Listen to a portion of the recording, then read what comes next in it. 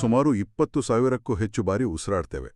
ಬಹುತೇಕ ನಮ್ಮ ಗಮನವೇ ಇಲ್ಲದೆ ಸಂಪೂರ್ಣ ಆಟೋಪೈಲಟ್ ಮೋಡ್ನಲ್ಲಿ.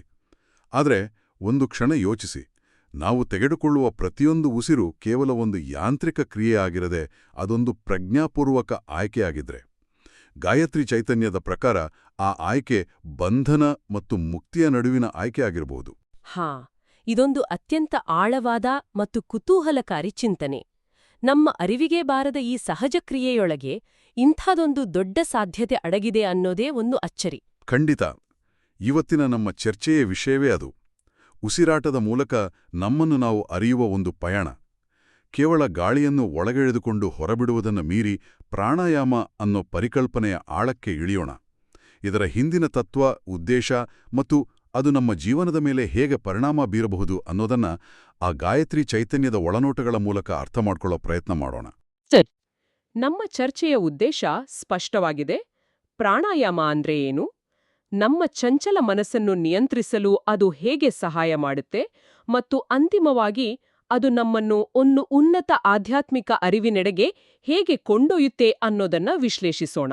ಹಾಗಿದ್ರೆ ಮೊದಲನೇ ಹೆಜ್ಜೆಯಾಗಿ ಪ್ರಾಣಾಯಾಮ ಅನ್ನೋ ಪದವನ್ನೇ ಅರ್ಥ ಮಾಡಿಕೊಳ್ಳೋಣ. ಪ್ರಾಣ ಮತ್ತು ಆಯಾಮ, ಇದರ ಸರಳ ಅರ್ಥವನ್ನು ಮೀರಿದ ಒಂದು ಆಳವಾದ ವ್ಯಾಖ್ಯಾನ ಇದೆಯಾ? ಖಂಡಿತವಾಗಿಯೂ ಇದೆ.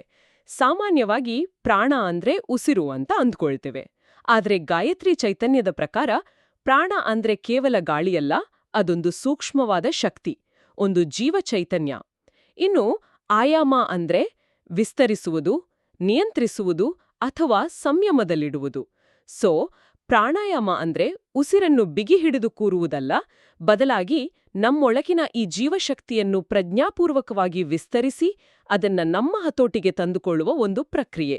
ಅಂದ್ರೆ ನಮ್ಮ ಅರಿವಿಲ್ಲದೆ ನಡೆಯುವ ಉಸಿರಾಟ ಮತ್ತು ಪ್ರಜ್ಞಾಪೂರ್ವಕವಾಗಿ ಮಾಡುವ ಪ್ರಾಣಾಯಾಮದ ನಡುವೆ ದೊಡ್ಡ ವ್ಯತ್ಯಾಸವಿದೆ. ಒಂದು ಸಹಜ ಕ್ರಿಯೆಯಾದ್ರೆ ಇನ್ನೊಂದು ಒಂದು ಸಾಧನೆ ಅಂತ ವಿಂಗಡಿಸಿದ್ದಾರೆ. ಅಜ್ಞಾತ ಉಸಿರಾಟ ನಮ್ಮನ್ನು ಬದುಕಿಸಿಡುತ್ತೆ ಅಷ್ಟೇ. ಆದರೆ ಜ್ಞಾತ ಉಸಿರಾಟ ಅಂದ್ರೆ ಪ್ರಾಣಾಯಾಮ ನಮ್ಮ ಮಾನಸಿಕ ಮತ್ತು ಆಧ್ಯಾತ್ಮಿಕ ಬೆಳವಣಿಗೆಯ ಹೆಬ್ಬಾಗಿಲನ್ನು ತೆರೆಯುತ್ತೆ. ಇಲ್ಲಿ ಒಂದು ಆಸಕ್ತಿದಾಯಕ ಕಲ್ಪನೆ ಇದೆ. ಸೂರ್ಯನ ಶಕ್ತಿಗೆ ಸಂಬಂಧಿಸಿದ ಪ್ರಾಣವಾಯು ಮತ್ತು ಚಂದ್ರನ ಶಕ್ತಿಗೆ ಸಂಬಂಧಿಸಿದ ಅಪಾನವಾಯು, ಇವೆರಡನ್ನೂ ಒಂದುಗೂಡಿಸುವುದೇ ಪ್ರಾಣಾಯಾಮ ಅಂತ. ಇದನ್ನ ಸ್ವಲ್ಪ ವಿವರಿಸ್ಬೋದಾ? ಇದು ನಮ್ಮ ದೇಹದ ಆಕ್ಸಿಲರೇಟರ್ ಮತ್ತು ಬ್ರೇಕ್ ಸಿಸ್ಟಮ್ ಅನ್ನು ಬ್ಯಾಲೆನ್ಸ್ ಮಾಡಿದಾಗೆನಾ? ಅತ್ಯುತ್ತಮವಾದ ಹೋಲಿಕೆ ಅದು. ಹೌದು, ಹಾಗೆಯೇ ಪ್ರಾಣವಾಯು ನಮ್ಮ ದೇಹದಲ್ಲಿನ ಶಕ್ತಿಯನ್ನ ಮೇಲ್ಮುಖವಾಗಿ ಚಲಿಸುವಂತೆ ಮಾಡುತ್ತೆ. ಅದು ನಮ್ಮನ್ನು ಕ್ರಿಯಾಶೀಲರನ್ನಾಗಿ ಮಾಡುತ್ತೆ. ಅಂದ್ರೆ ನಿಮ್ಮ ಹೋಲಿಕೆ ಪ್ರಕಾರ ಅದು ಆಕ್ಸಿಲರೇಟರ್. ಅಪಾನವಾಯು ಶಕ್ತಿಯನ್ನ ಕೆಳಮುಖವಾಗಿ ಚಲಿಸುವಂತೆ ಮಾಡುತ್ತೆ. ಅದು ನಮ್ಮ ದೇಹದಿಂದ ಕಲ್ಮಶಗಳನ್ನು ಹೊರಹಾಕತ್ತೆ ಮತ್ತು ನಮ್ಮನ್ನು ಸ್ಥಿರವಾಗಿರಿಸತ್ತೆ, ಅಂದ್ರೆ ಬ್ರೇಕ್. ಈ ಎರಡರ ನಡುವೆ ಸದಾ ಒಂದು ಜಗ್ಗಾಟ ನಡೀತಾನೆ ಇರುತ್ತೆ. ಪ್ರಾಣಾಯಾಮ ಅಂದ್ರೆ ಈ ಎರಡೂ ಶಕ್ತಿಗಳನ್ನು ಸಮತೋಲನಕ್ಕೆ ತಂದು ಅವುಗಳನ್ನ ಒಂದೇ ದಿಕ್ಕಿನಲ್ಲಿ ಒಂದೇ ಉದ್ದೇಶಕ್ಕಾಗಿ ಕೆಲಸ ಮಾಡೋದು. ಈ ಸಮತೋಲನ ಯಾಕಿಷ್ಟು ಮುಖ್ಯ?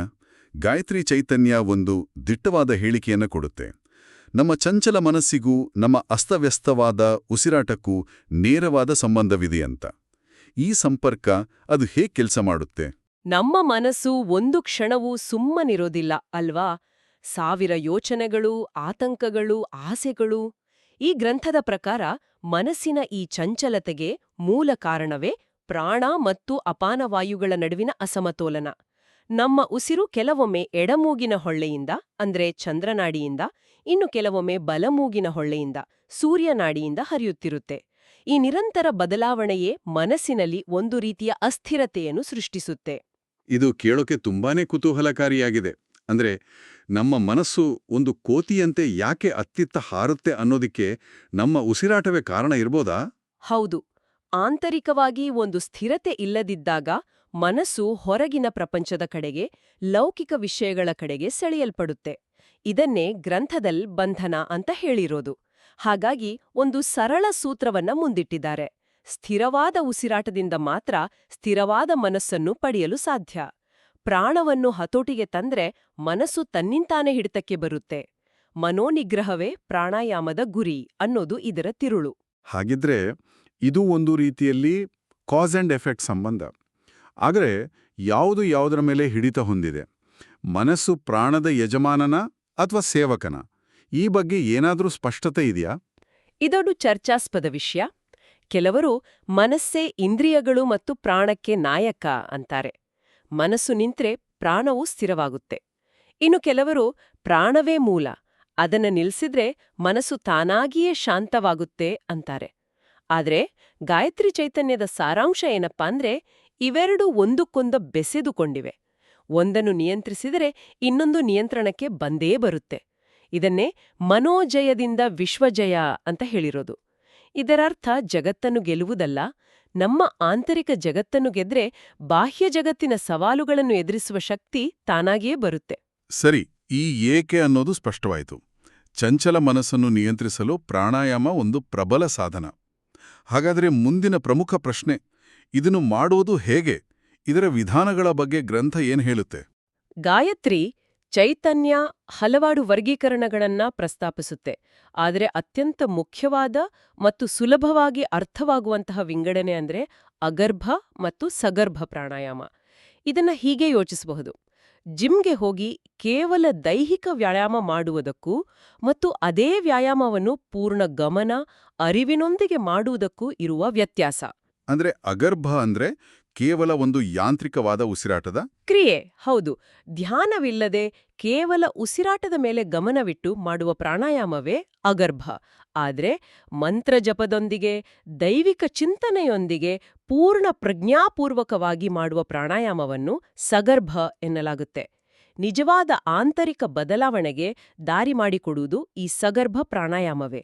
ಇದರ ಮೂಲಭೂತ ಹಂತಗಳು ಎಲ್ಲರಿಗೂ ತಿಳಿದಿರುವ ಹಾಗೆ: ರೇಚಕ ಅಂದ್ರೆ ಉಸಿರು ಬಿಡುವುದು, ಪೂರಕ ಉಸಿರು ತೆಗೆದುಕೊಳ್ಳುವುದು ಮತ್ತು ಕುಂಭಕ ಉಸಿರನ್ನು ಹಿಡಿದಿಟ್ಟುಕೊಳ್ಳುವುದು. ಇದು ಕೇವಲ ದೈಹಿಕ ಕ್ರಿಯೆಯಲ್ಲ, ಇದೊಂದು ಅಂತರಂಗ ಸಾಧನೆ ಅಂತಲೂ ಹೇಳಲಾಗಿದೆ. ಇಲ್ಲಿಂದ ನಮ್ಮ ಚರ್ಚೆ ಒಂದು ಆರೋಗ್ಯಕರ ಅಭ್ಯಾಸದಿಂದ ಆಧ್ಯಾತ್ಮಿಕ ಜಾಗೃತಿಯ ಕಡೆಗೆ ಸಾಗ್ತಿರೋ ಹಾಗೆ ಕಾಣಿಸ್ತಿದೆ. ಖಂಡಿತ. ಇಲ್ಲಿಂದಲೇ ಪ್ರಾಣಾಯಾಮದ ನಿಜವಾದ ಆಳ ನಮಗೆ ಕಾಣಿಸೋದು. ಗಾಯತ್ರಿ ಚೈತನ್ಯದ ಪ್ರಕಾರ ಪ್ರಾಣ ಅನ್ನೋದು ವಾತಾವರಣದಲ್ಲಿರುವ ಕೇವಲ ಆಮ್ಲಜನಕವಲ್ಲ, ಅದು ಸೂರ್ಯನಿಂದ ಬ್ರಹ್ಮಾಂಡದಾದ್ಯಂತ ಹರಿದು ಬರುವ ಒಂದು ಸೂಕ್ಷ್ಮವಾದ ಆಧ್ಯಾತ್ಮಿಕ ಚೈತನ್ಯ. ಪ್ರಾಣಾಯಾಮದ ಮೂಲಕ ನಾವು ಆ ಬ್ರಹ್ಮಾಂಡದ ಶಕ್ತಿಯನ್ನು ನಮ್ಮ ದೇಹದೊಳಗೆ ಪ್ರಜ್ಞಾಪೂರ್ವಕವಾಗಿ ಆಹ್ವಾನಿಸಿಕೊಳ್ತೇವೆ. ಈ ಬ್ರಹ್ಮಾಂಡದ ಶಕ್ತಿಯನ್ನು ನಮ್ಮೊಳಗೆ ತೆಗೆದುಕೊಂಡ ಮೇಲೆ ಏನಾಗುತ್ತೆ? ಕುಂಡಲಿನಿ ಶಕ್ತಿಯ ಬಗ್ಗೆಯೂ ಇಲ್ಲಿ ಪ್ರಸ್ತಾಪವಿದೆ. ಇದು ಬಹಳ ನಿಗೂಢವಾದ ವಿಷಯ. ಇದನ್ನ ಸರಳವಾಗಿ ಹೇಗೆ ಅರ್ಥ ಮಾಡ್ಕೋಬಹುದು? ಇದನ್ನ ಹೀಗೆ ಕಲ್ಪಿಸ್ಕೊಳ್ಳಿ. ನಮ್ಮ ದೇಹದಲ್ಲಿ ಒಂದು ದೊಡ್ಡ ಅಣೆಕಟ್ಟಿನಲ್ಲಿ ಅಪಾರವಾದ ನೀರು ಸಂಗ್ರಹವಾಗಿರುವ ಹಾಗೆ ಕುಂಡಲಿನಿ ಎಂಬ ಅಗಾಧವಾದ ಶಕ್ತಿ ಸುಪ್ತಾವಸ್ಥೆಯಲ್ಲಿದೆ. ಆ ನೀರನ್ನು ವಿದ್ಯುತ್ ಉತ್ಪಾದನೆಗೆ ಬಳಸಿಕೊಳ್ಳಲು ನಮಗೆ ಕಾಲುವೆಗಳು ಬೇಕು. ನಮ್ಮ ದೇಹದಲ್ಲಿರುವ ಸಾವಿರಾರು ನಾಡಿಗಳು ಈ ಕಾಲುವೆಗಳಿದ್ದ ಹಾಗೆ. ಹಾಗಾದರೆ ಪ್ರಾಣಾಯಾಮದ ಪಾತ್ರವೇನು ಇದರಲ್ಲಿ? ಪ್ರಾಣಾಯಾಮ ಅಂದ್ರೆ ಆ ಅಣೆಕಟ್ಟಿನ ಗೇಟುಗಳನ್ನು ವ್ಯವಸ್ಥಿತವಾಗಿ ತೆರೆದು ಆ ಶಕ್ತಿಯನ್ನು ಸುಷುಮ್ನಾ ಅನ್ನೋ ಮುಖ್ಯ ಕಾಲುವೆಯ ಮೂಲಕ ಹರಿಯುವಂತೆ ಮಾಡುವ ಪ್ರಕ್ರಿಯೆ. ಗಾಯತ್ರಿ ಚೈತನ್ಯದ ಪ್ರಕಾರ ಈ ಪ್ರಾಣಶಕ್ತಿ ಸುಷುಮ್ನಾ ನಾಡಿಯ ಮೂಲಕ ಮೇಲ್ಮುಖವಾಗಿ ಚಲಿಸಿದಾಗ ಆ ಸುಪ್ತವಾಗಿದ್ದ ಕುಂಡಲಿನಿ ಶಕ್ತಿ ಜಾಗೃತವಾಗಿ ಸಾಧಕನಿಗೆ ಮುಕ್ತಿ ಅಂದ್ರೆ ಉನ್ನತವಾದ ಅರಿವಿನ ಸ್ಥಿತಿ ಸಿಗುತ್ತೆ. ಒಂದು ವೇಳೆ ಆ ಶಕ್ತಿ ಕೆಳಮುಖವಾಗಿ ಚಲಿಸಿದ್ರೆ? ಅದೇ ಶಕ್ತಿ ಕೆಳಮುಖವಾಗಿ ಚಲಿಸಿದ್ರೆ ಅಥವಾ ಕುಂಡಲಿನಿ ಶಕ್ತಿ ಸುಪ್ತವಾಗಿಯೇ ಉಳಿದ್ರೆ ಅದು ನಮ್ಮನ್ನು ಲೌಕಿಕ ವಿಷಯಗಳಲ್ಲಿ, ಆಸೆ ಆಕಾಂಕ್ಷೆಗಳಲ್ಲಿ ಕಟ್ಟಿಹಾಕುತ್ತೆ. ಇದನ್ನೇ ಬಂಧನ ಅಥವಾ ಪುನರ್ಜನ್ಮದ ಚಕ್ರ ಅಂತ ಹೇಳಲಾಗುತ್ತೆ. ಹಾಗಾಗಿ ನಮ್ಮ ಪ್ರತಿಯೊಂದು ಉಸಿರು ನಾವು ಯಾವ ದಿಕ್ಕಿನಲ್ಲಿ ಚಲಿಸಬೇಕು ಅನ್ನೋದನ್ನ ನಿರ್ಧರಿಸುವ ಒಂದು ಅವಕಾಶ. ಹಾಗಿದ್ರೆ ಪ್ರಾಣಾಯಾಮದಿಂದ ಸಿಗುವ ಸಿದ್ಧಿಗಳು ಅಥವಾ ಅಲೌಕಿಕ ಶಕ್ತಿಗಳಿಗಿಂತ ಈ ಆಧ್ಯಾತ್ಮಿಕ ಪ್ರಗತಿಯೇ ಅದರ ನಿಜವಾದ ಗುರಿ? ಖಂಡಿತವಾಗಿ. ಸಿದ್ಧಿಗಳು ಈ ಪಯಣದ ಅಡ್ಡಪರಿಣಾಮಗಳಿದ್ದಂತೆ. ಅವುಗಳ ಹಿಂದೆ ಬಿದ್ರೆ ಮೂಲ ಉದ್ದೇಶವೇ ತಪ್ಪಿಹೋಗುತ್ತೆ. ಪ್ರಾಣಾಯಾಮದ ಅಂತಿಮ ಗುರಿ ನಮ್ಮನ್ನು ಉನ್ನತವಾದ ಅರಿವಿನೆಡೆಗೆ ಕರೆದೊಯ್ಯುವುದೇ ಆಗಿದೆ. ಇದೇ ಸಂದರ್ಭದಲ್ಲಿ ಸ್ವರಯೋಗದ ಪ್ರಸ್ತಾಪವೂ ಬರುತ್ತೆ. ಪ್ರಾಣಾಯಾಮವು ಸ್ವರಯೋಗದ ಒಂದು ಸ್ಥೂಲ ರೂಪ, ಅಂದ್ರೆ ಒಂದು ಆರಂಭಿಕ ಹಂತ. ಸ್ವರಯೋಗವನ್ನು ಅಮರತ್ವದ ರಹಸ್ಯಮಯ ವಿಜ್ಞಾನ ಅಂತಲೂ ಕರೆಯಲಾಗಿದೆ. ಇದು ಕೇಳಲು ಬಹಳ ದೊಡ್ಡ ಮಾತಿನಂತೆ ಅನಿಸುತ್ತೆ. ಹೌದು, ಯಾಕಂದ್ರೆ ಸ್ವರಯೋಗದ ಅಂತಿಮ ಗುರಿ ಬ್ರಹ್ಮದೊಂದಿಗೆ ಅಂದ್ರೆ ಬ್ರಹ್ಮಾಂಡದ ಚೈತನ್ಯದೊಂದಿಗೆ ಒಂದಾಗುವುದು. ಪ್ರಾಣಾಯಾಮವು ಆ ಮಹಾನ್ ಐಕ್ಯತೆಯ ಕಡೆಗೆ ಇಡುವ ಮೊದಲ ಮತ್ತು ಅತ್ಯಂತ ಮುಖ್ಯವಾದ ಹೆಜ್ಜೆ. ಸರಿ, ಇಷ್ಟೆಲ್ಲ ಆಳವಾದ ತತ್ವಗಳನ್ನು ಒಳಗೊಂಡ ಈ ಸಾಧನೆಯಿಂದ ಸಿಗೋ ಫಲಗಳೇನು? ಗಾಯತ್ರಿ ಚೈತನ್ಯದಲ್ಲಿ ಪಂಚಫಲಗಳು ಅಂದ್ರೆ 5 ಫಲಗಳ ಒಂದು ಪಟ್ಟಿಯನ್ನೇ ಕೊಡಲಾಗಿದೆ. ಹೌದು, ಈ ಸಾಧನೆಯಿಂದ ಸಿಗುವ 5 ಪ್ರಮುಖ ಫಲಗಳನ್ನು ಸ್ಪಷ್ಟವಾಗಿ ಉಲ್ಲೇಖಿಸಲಾಗಿದೆ. ಅದರಲ್ಲಿ ಮೊದಲನೆಯದು ಖೇಚರ ಸಿದ್ಧಿ. ಇದರರ್ಥ ಆಕಾಶದಲ್ಲಿ ಚಲಿಸುವ ಶಕ್ತಿ. ಪ್ರಾಮಾಣಿಕವಾಗಿ ಹೇಳಬೇಕಂದ್ರೆ ಇಂದಿನ ಕಾಲದ ಕೇಳುಗರಿಗೆ ಇದು ಒಂದು ಕಾಮಿಕ್ ಪುಸ್ತಕದ ಕಥೆಯಂತೆ ಕೇಳಿಸ್ಬೋದು. ಇದು ಒಂದು ದೊಡ್ಡ ಅಡೆತಡೆಯಾಗಬಹುದಲ್ವೇ? ಇದನ್ನ ಅಕ್ಷರಶಃ ತೆಗೆದುಕೊಳ್ಬೇಕಾ ಅಥವಾ ಇದರ ಹಿಂದೆ ಯಾವುದಾದ್ರೂ ರೂಪಕಾರ್ಥ ಇದೆಯಾ? ಇದು ಬಹಳ ಮುಖ್ಯವಾದ ಪ್ರಶ್ನೆ. ಇದನ್ನ ಅಕ್ಷರಶಃ ಅರ್ಥ ಮಾಡ್ಕೊಳ್ಳೋದಕ್ಕಿಂತ ಅದರ ಸಾಂಕೇತಿಕ ಅರ್ಥವನ್ನು ಗ್ರಹಿಸುವುದು ಹೆಚ್ಚು ಸೂಕ್ತ. ಖೇಚರ ಸಿದ್ಧಿ ಅಂದ್ರೆ ನಮ್ಮ ಪ್ರಜ್ಞೆಯ ಎಲ್ಲಿಗಳನ್ನು ಮೀರಿ, ದೇಶ ಕಾಲದ ಕಟ್ಟುಪಾಡುಗಳನ್ನು ಮೀರಿದ ಒಂದು ಉನ್ನತ ಸ್ಥಿತಿಯನ್ನು ತಲುಪುವುದು. ನಮ್ಮ ಯೋಚನೆಗಳು ಮತ್ತು ಅರಿವು ಸಾಮಾನ್ಯ ಮನುಷ್ಯನ ಗ್ರಹಿಕೆಯನ್ನು ಮೀರಿ ಹಾರಾಡಿದಾಗ ಅದನ್ನ ಖೇಚರ ಸಿದ್ಧಿ ಅಂತ ಅರ್ಥೈಸಿಕೊಳ್ಳಬಹುದು. ಇದು ಭೌತಿಕ ಹಾರಾಟಕ್ಕಿಂತ ಪ್ರಜ್ಞೆಯ ಹಾರಾಟ. ಆ ದೃಷ್ಟಿಕೋನದಿಂದ ನೋಡಿದಾಗ ಅದು ಹೆಚ್ಚು ಅರ್ಥಪೂರ್ಣ ಎನಿಸುತ್ತೆ. ಎರಡನೆಯ ಫಲ ರೋಗನಾಶ. ಇದು ಎಲ್ಲರಿಗೂ ಸುಲಭವಾಗಿ ಅರ್ಥವಾಗುವ ಮತ್ತು ಬೇಕಾಗಿರುವ ಫಲ. ಖಂಡಿತ. ಪ್ರಾಣಶಕ್ತಿಯು ದೇಹದಲ್ಲಿ ಸರಾಗವಾಗಿ ಸಮತೋಲನದಿಂದ ಹರಿಯಲು ಆರಂಭಿಸಿದಾಗ ದೇಹದ ಪ್ರತಿಯೊಂದು ಅಂಗವೂ ಸರಿಯಾಗಿ ಕಾರ್ಯನಿರ್ವಹಿಸುತ್ತೆ. ಇದು ದೈಹಿಕ ಮತ್ತು ಮಾನಸಿಕ ರೋಗಗಳಿಗೆ ಮೂಲಭೂತವಾದ ಚಿಕಿತ್ಸೆ.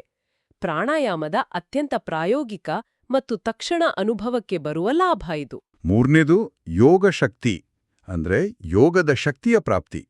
ಇದು ಕೇವಲ ದೈಹಿಕ ಶಕ್ತಿಯೇ ಅಥವಾ ಅದಕ್ಕೂ ಮಿಗಿಲಾದದ್ದೇ? ಇದು ಆಂತರಿಕ ಶಕ್ತಿಯನ್ನು ಸೂಚಿಸುತ್ತೆ.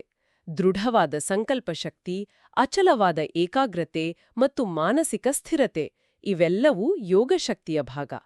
ಯಾವುದೇ ಪರಿಸ್ಥಿತಿಯಲ್ಲೂ ಸಮಚಿತ್ತದಿಂದ ಇರುವ ಸಾಮರ್ಥ್ಯವೇ ನಿಜವಾದ ಯೋಗಶಕ್ತಿ. ನಾಲ್ಕನೇದು ಆತ್ಮಪ್ರಕಾಶ, ಆತ್ಮದ ಅರಿವು.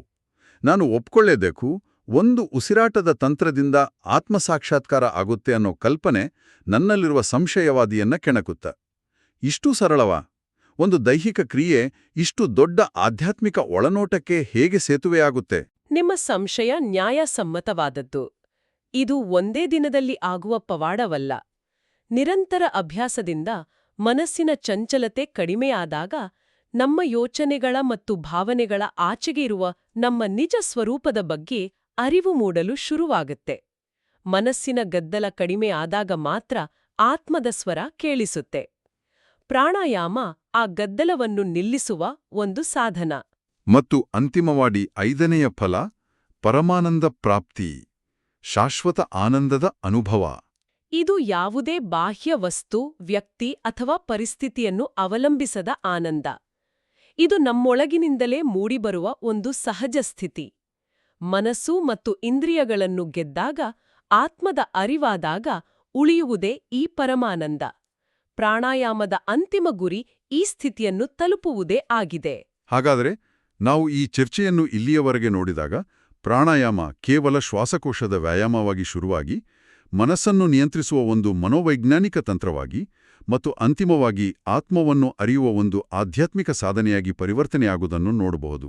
ಹೌದು, ಇದೊಂದು ಸಂಪೂರ್ಣವಾದ ವಿಜ್ಞಾನ. ದೇಹ, ಮನಸ್ಸು ಮತ್ತು ಆತ್ಮ ಈ ಮೂರನ್ನು ಒಂದುಗೂಡಿಸುವ ಸೇತುವೆ. ನಮ್ಮ ಸಂಪೂರ್ಣ ಶರೀರವೇ ಒಂದು ಬೀಗ ಹಾಕಿದ ಮನೆಯಾದ್ರೆ ಪ್ರಾಣವು ಆ ಮನೆಯ ಕೀಲಿಕೈ. ಅದನ್ನ ಸರಿಯಾಗಿ ಬಳಸ್ಕೊಂಡ್ರೆ ಮಾತ್ರ ನಮ್ಮ ಆಂತರಿಕ ಸಾಮರ್ಥ್ಯದ ಬಾಗಿಲನ್ನು ತೆರೆಯಲು ಸಾಧ್ಯ.